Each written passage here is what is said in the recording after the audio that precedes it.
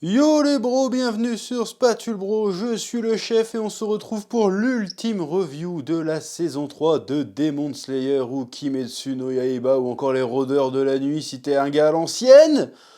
On va parler de l'épisode final, l'épisode 11, si je dis pas de bêtises, qui était plus ou moins un double épisode puisqu'il durait près de 50 minutes. Et là, pour le coup, ils ont lâché les ballons, hein. C'est-à-dire qu'ils ont tout donné dans cet épisode.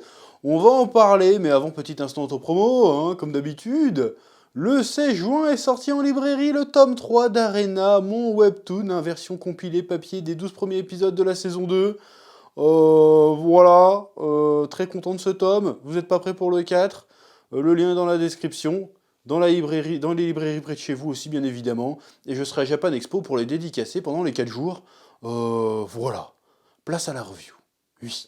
Bon, alors, quid de cet épisode final qui clôture la saison 3 de Demon Slayer, hein, qui était intitulé Le village des forgerons. Alors, bon, l'épisode était très cool.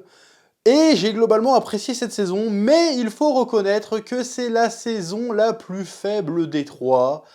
Il y a plusieurs raisons à ça. Alors l'animation, la réalisation était toujours impeccable, hein. Ufotable ne nous a pas déçus sur ce niveau-là. Et surtout dans ce dernier épisode, hein, qui était vraiment là, les gars, je sais pas si c'est une question de budget ou quoi, mais ils ont fait un effort. Et l'effort s'est senti et ça fait plaisir. Ça fait plaisir des animés qui sont pas juste là pour remplir une case horaire, mais qui essayent vraiment de te donner de l'entertainment. Tu vois ce que je veux dire? Là, tu sais que tu vas en prendre plein la tronche, même si l'histoire est pas ouf. Bah, l'histoire est bien, attention, c'est pas ça que je dis, mais au moins t'en prends plein la tronche, tu voyages, tu ressens des émotions, ça fonctionne, c'est cool. Mais je pense que, bah, déjà, que cette saison est un peu la plus faible des trois. Je dis pas qu'elle est nulle, mais elle est un peu moins bonne que la première et la deuxième. Tout simplement parce que je pense que déjà le matériel de base à ce niveau-là dans le manga est pas ouf non plus comparé au reste du manga.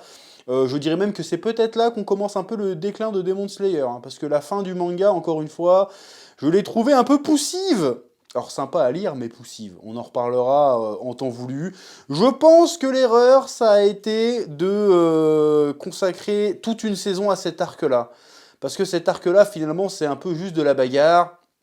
Et, euh, et on aurait peut-être pu aller un petit peu plus vite et peut-être commencer à entamer Après, c'est peut-être parce que le prochain arc, si ma mémoire est bonne, est peut-être un peu plus long. Mais c'est bizarre, parce que même la saison dernière, on avait eu 2 arcs. Dans la saison 1, on avait eu 3 ou 4 arcs aussi, il me semble, parce que c'était des plus petits arcs. Et là, on en a eu qu'un. Et ça a un peu tiré en longueur quand même, malgré tout. Et ça s'est ressenti, et c'est un petit peu dommage qu'il n'y avait pas énormément de dingueries à raconter avec cet arc en fait, et ça a duré très très très longtemps. D'ailleurs, même dans cet épisode qui était très bien, tu sens que les gars abusent un peu du bail. Rien que la scène d'intro, alors elle est très très cool, mais est-ce qu'on a besoin de passer de 5 minutes sur Tanjiro qui court après un nain de jardin? Pas sûr. Pareil, au moment où Nezuko balance Tanjiro pour qu'il aille sauver les forgerons plutôt que de la protéger du soleil, est-ce qu'il y avait besoin de nous faire un flashback de 2 minutes 30? Bon, je dis le chiffre au hasard, mais est-ce qu'on avait besoin de se taper un flashback de 2 minutes 30 sur la relation Nezuko-Tanjiro depuis le début? En vrai, la scène aurait peut-être même... Là, en fait, j'ai trouvé que ça faisait trop. Parce que la scène était déjà émouvante. La scène comment dirais-je, Tanjiro, il est en crise de panique parce qu'il sait pas ce qu'il doit faire. Est-ce qu'il laisse sa sœur cramer au soleil ou est-ce qu'il va tuer le démon pour pas que les efforts de tout le monde soient réduits à néant? Tu vois que le gars, il est en panique, il a une vraie crise d'angoisse, il sait pas quoi faire et tout. Et finalement, Nezuko le libère de faire ce choix. En le poussant, va sauver les gens, c'est pas grave si je crève, je vais rester au soleil, t'inquiète, Shinzo Sasageyo, elle lui fait là. Et en fait, ça aurait suffi, tout passer dans la mise en scène en fait, dans le regard, dans la musique, dans le rythme. On avait compris ce qui se passait en fait. Et là où je trouve qu'ils ont abusé du bail, c'est ils nous ont rajouté 2 minutes de flashback facile, où tu revois toutes les scènes avec Nezuko et Tanjiro. Là, je trouve qu'ils ont tiré sur la corde et que c'était pas nécessaire. Et surtout, ok, non, mais c'est pour ajouter de l'émotion. J'ai quand même eu l'impression que c'était pour. Tu sais, l'horloge elle tourne. Comme ça, on met du flashback, il y en a 2 minutes d'animation pas à faire, bon, façon de parler. On tire un peu sur la corde de l'épisode pour faire tourner le truc. Tu vois ce que je veux dire? Parce qu'il y a l'effet d'annonce. Attention, le prochain épisode fera 1 heure, nanana, genre il va se passer des dingueries et tout. C'est un effet, ils sont très très forts en marketing, il n'y a pas de problème. Mais ça s'est un peu senti qu'ils tiraient sur la corde quand même. Oui. Et c'est un peu le problème de l'épisode, c'est qu'il y a plein de scènes qui sont très stylées, mais tu sens, encore une fois, je vais me répéter, tu sens qu'il tire de trucs, qu'il tire sur le truc. La scène où Tanjiro poursuit le démon pour lui mettre le coup final, franchement, elle n'avait pas besoin d'être aussi longue, tu vois. On va dire que je chipote, que je suis chiant, mais je l'ai senti la douille en fait. Même quand il essaye de l'achever, ça dure trop longtemps. Or, c'est stylé, il y a la musique, il y a l'émotion, le doublage est incroyable. Et t'as tes petits frissons d'épicness, il n'y a pas de souci. Mais tu sens quand même la douille derrière. Alors évidemment, il y a eu quand même des moments très très stylés. Hein, le moment où Tanjiro utilise au moins partiellement le souffle de la foudre j'ai oublié comment il s'appelait, le mec aux cheveux jaunes. En tout cas, il utilise son souffle de la foudre mêlé au souffle du soleil, et ça donne un truc vachement stylé, vachement puissant, qui déglingue. Ça, c'était stylé. Pareil, quand il se met à hurler sur le démon, genre ah, t'es qu'une saleté et tout, ça, j'ai trouvé ça plutôt original pour le coup, parce que on voit rarement Tanjiro mépriser ses adversaires. Le truc de Tanjiro, en général, c'est je te découpe la tête, mais vas-y, je te pardonne, va en paix. Là, non, là, non, toi, t'es un fils de lâche, t'es un sale traître, t'assumes pas tes responsabilités, et pour une fois, le démon en question est réellement une ordure. Parce que rien que la saison dernière, les démons qu'on avait vus, c'était des ordures, mais c'était devenu des ordures parce que le monde les avait maltraités, et du coup, ils s'étaient rebellés contre l'humanité en devenant des démons. Là, on a vraiment un être qui, de base, même en étant humain, était détestable. Il se faisait passer pour un aveugle, il volait, il tuait, et puis quand il se fait choper, il fait « Non, c'est pas moi, mes mains ont bougé toutes seules, mais moi je suis un aveugle !» Donc le gars, c'était une de base. C'était une ordure, une pourriture il fallait la crever. Il fallait la crever, et j'ai l'impression que Tanjiro, il avait senti ce truc-là, et il a montré j'ai aucune peine, je nique ta race, comme dirait Caris. Il l'a défoncé, mais avec de la haine presque dans le regard, du mépris total. Or que Tanjiro, c'est quand même un mec un peu pur, un peu compassionnel, un peu empathique. Là, non, il a détecté direct que toi, je vais te tuer, t'es une saleté, toi. Et ça, j'ai trouvé ça plutôt original pour le coup. Mais dans un sens, c'est peut-être aussi ce qui manquait un peu dans cette saison, c'est que les démons qui sont vaincus dans cette saison, ils sont pas très... ils sont oubliables en fait. Ils sont oubliables alors que, bon, Akaza, bon, il est pas mort, mais quand même, il est méga stylé. Et même les jumeaux qu'on avait vus dans le quartier des plaisirs étaient quand même assez stylés. Et en fait, on avait de l'empathie pour eux, on avait de la compassion pour eux, au final, même si c'était des méchants qu'il fallait les abattre et qui devaient mourir, et que quelque part, bah, on ne les aimait pas, mais finalement, ils avaient de quoi accrocher, en fait. Et je trouve que les méchants de cette saison étaient un peu... Ils étaient pas fades, mais ils étaient un petit peu anecdotiques. C'est-à-dire qu'ils vont pas rester dans les annales. Le prochain démon, on va plus le kiffer que eux, tu vois.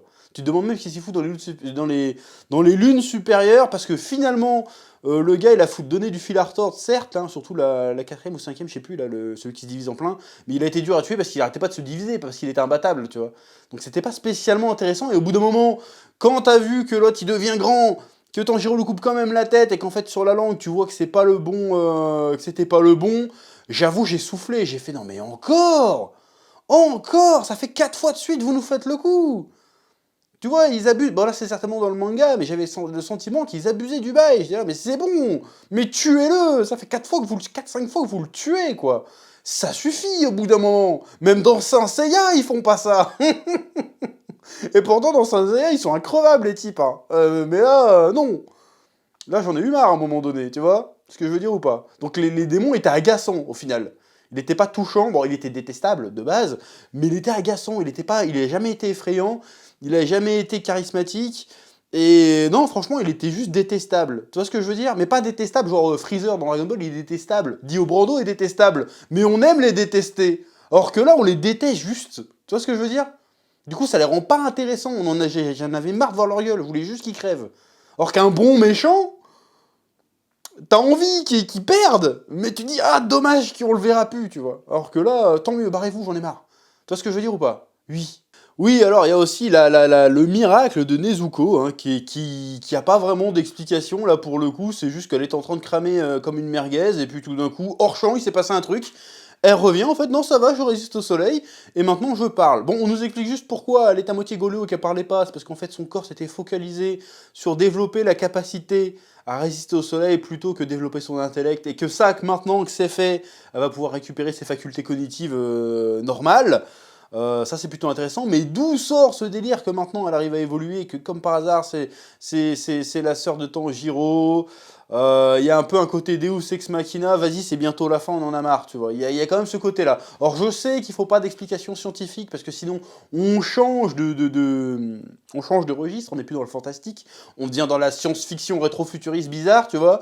Mais quand même, ça arrive un petit peu en mode. Ça aurait été bien de nous le, comment dire, de nous le teaser avant. Alors peut-être que ça a été fait et que j'ai pas suivi le délire. On savait qu'elle était différente des autres démons, ça on savait, mais le coup de, en fait, je résiste au soleil, tout va bien. Euh... Oh, la scène était belle, si tu veux, l'émotion, même pareil, ça a duré trop longtemps. Mais il y avait l'émotion, il y avait la grosse chialade, ça fonctionnait, l'animation était très très belle, la mise en scène est très très belle, les couleurs sont très très jolies, la musique est incroyable comme d'habitude, les seiyuu sont exceptionnels comme d'habitude. Mais t'as envie de te dire, l'explication c'est quoi? Bah, c'est un miracle. Bah, non, en fait, c'est un vrai bail qui est en train de se passer. Il faut quand même un début d'explication, quand même. Même si tu me mets le pouvoir de l'amitié, je prends, si tu veux, mais nous laisse pas dans le doute comme ça en disant, non, mais c'est un miracle, la ferme. Tu vois ce que je veux dire? Là, c'est un peu frustrant. Oui. Bon, après, on a l'explication avec la vampire, la démon scientifique là, qui avait réussi à s'échapper de Musan et qui écrit une lettre à Tanjiro, mais elle explique juste que ouais, le sang de Nezuko a permis de guérir le bug qu'on avait vu en saison 1. D'ailleurs, son sang continue d'évoluer. Alors, je suis désolé, mais encore une fois, c'est pas de la science-fiction, mais comment son sang peut continuer à évoluer alors qu'il est dehors de Nezuko? Est-ce qu'il lui envoie des échantillons? Ah non, mais je crois qu'il lui envoie des échantillons de sang régulièrement, je crois. Peut-être que c'est ça et que j'ai raté l'information. Enfin bref, bon, que, tout ça qu'on a un début de... Il nous explique juste que, bah elle est différente, il nous explique pas en quoi elle est différente, elle nous explique juste, non mais elle est différente, et ça se trouve, en fait, elle évolue, et du coup, peut-être qu'elle pourrait résister au soleil. Oui, mais pourquoi? Bah parce que... Parce que le scénario, c'est bon, tais-toi, tu vois. Un petit peu d'explication, ça aurait été pas mal. En parlant d'explication, nous avons plus ou moins l'origine story de Musan, mais encore une fois, bah autant rien dire. Tu vois ce que je veux dire? Parce que c'était poursuivi. Je sais pas si c'était dans le manga, hein, ce flashback-là. Mais en gros, le gars vient du Japon moyenâgeux, si j'ai bien compris. Et il était malade. Or, malade de quoi? On sait pas trop. J'aurais dit, on dirait qu'il était anémié, ou je sais pas trop ce qu'il avait. Et il avait un guérisseur. Et le guérisseur lui faisait des concoctions cheloues, à partir d'une fleur chelou. Et le gars prenait ça, et au bout d'un moment, c'est devenu un démon. Méga fort, qui se nourrit de sang et tout. Mais en fait, on a cette information-là, mais elle ne sert à rien, si ce n'est justifier que le gars cherche un moyen de dompter le soleil. Et que du coup, il a trouvé Nezuko restée au soleil, donc il veut aller la manger pour lui aussi récupérer les pouvoirs et devenir aussi insensible au soleil. C'est tout. En fait, son origin story n'explique pas d'où il vient non plus, que c'est un mystère en soi. Alors, je peux comprendre qu'il faut garder la part de mystère pour pas tout expliquer, parce qu'encore une fois, si t'expliques vraiment tout, tu changes de registre en fait. Hein. C'est pour cette raison aussi que l'origine des Titans dans l'attaque des Titans, je spoil personne, mais l'origine des Titans dans l'attaque des Titans n'a pas besoin d'être plus expliquée que ça, parce qu'en fait, on s'en fout, on n'est pas dans Star Trek. Tu vois ce que je veux dire? Il faut cette part de mystique, cette part de mystère. Mais là, j'ai trouvé que le flashback en lui-même, ben, il est un peu inutile. J'ai eu l'impression, alors c'est sûrement dans le manga, mais j'ai eu l'impression d'un petit passage filler qui n'ajoute rien au schmilblick. Que le gars, en fait, il est très très méchant, il mange des démons et qu'il veut rester immortel, et qu'il est quand même frustré parce que maintenant il peut plus aller au soleil. Bon, je trouve ça un peu léger, un peu léjax. Ouais, je viens d'inventer le terme léjax. Je trouvais ça un peu léjax pour donner pour donner la mythologie de ton méchant, qui est censé être un peu le diable en personne. Et là, en fait, c'est juste que je suis méchant parce que je suis méchant. C'est un peu même banal. Tu sais, j'ai eu l'impression d'avoir l'origin story de Jiren dans DBS, où en fait c'était un Sasuke, tu fais ah bon, mais c'est tout. Tu vois ce que je veux dire? Bref, j'aurais préféré ne pas savoir d'où venait Musan en fait. Pour au moins le mystère aurait été entier. Or que là, on a une petite partie de l'histoire avec un petit peu de mystère et finalement ça évente un peu l'aura du personnage, je trouve, pour moi. Oui, bon après la scène où il décapite sa fausse daronne et qui se transforme en machin et qui pète aussi la, la, la, la, la, la servante, bon c'était stylé, côté horrifique et tout, il se retransforme en Michael Jackson, ok, ça c'était stylé. Mais quand même, un peu déçu de cette histoire de Muzan aussi. Alors peut-être que je suis aigri, je ne sais pas, mais on n'a pas appris grand-chose, quoi, à part qu'il était très méchant et très très vieux. C'est tout. Dommage. Bon, sinon il y a des trucs que j'ai pas trop compris aussi. On est bien d'accord que... Bon attends, je te raconte déjà la scène, même si t'as vu l'épisode. Tanjiro et Nezuko repartent, donc au quartier général des chasseurs de démons, a priori des pourfendeurs de démons. Donc t'as la meuf à gros nichon qui arrive et qui leur dit vas-y remonte dans la carriole, je cache tes yeux et tes narines pour pas que tu vois où se trouve le village. Et là, j'ai eu une alerte bizarre. Dans mon cerveau, je me dis attends mais pourquoi vous conservez le secret du village? Vous êtes grillés là déjà. Vous êtes fait attaquer par des lunes supérieures. Ils savent où vous êtes en fait. Donc qu'est-ce que t'en as à faire que Tanjiro sache où est le village des forgerons? L'ennemi sait déjà où il est, en fait. Là, vous protégez plus rien. Tu vois ce que je veux dire? Ils se sont déjà fait griller. Là, normalement, votre priorité, c'est de déménager le village des forgerons. Alors, ok, ça demande de la logistique, ça prend du temps, mais là, vous êtes en train de réparer un truc qui, à tout moment, se refait détruire. Votre couverture est grillée. Quand tu joues à cache-cache et que tu te fais trouver, tu te recaches pas au même endroit en fait. Parce que forcément, le gars, il va. Ma métaphore est nulle. Mais t'as compris. Je vais pas me cacher à l'endroit où on m'a déjà trouvé en fait. C'est débile. Ou alors ils vont se dire non, mais les démons, ils vont croire qu'on n'est plus là. Ils vont pas revenir. Mais qu'est-ce qui leur empêche? Il y a 2 lunes supérieures qui se sont pointées. Et c'était pas les plus fortes. Qu'est-ce qui leur empêche d'envoyer Akaza et l'autre directement en fait? Absolument rien, sauf s'il a gardé l'info pour lui, mais ça serait débile.